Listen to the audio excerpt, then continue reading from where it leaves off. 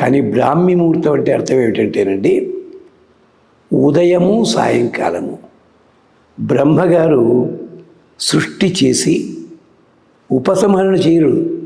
సృష్టి చేసిన తర్వాత సృష్టించబడిన జీవులందరూ కూడా ఆనందంతో పని సాగించుకోవాలి, వాళ్ళు విశ్రాంతి కూడా తీసుకోవాలి.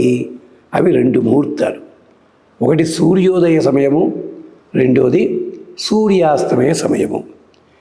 సూర్యుడిని మించిన టైం పంక్చువాలిటీ ప్రపంచంలో ఎవరికీ లేదండి. సూర్యుడిని అనుసరించే వాళ్ళు పక్షులు అనుసరిస్తాయి, జంతువులు అనుసరిస్తాయి.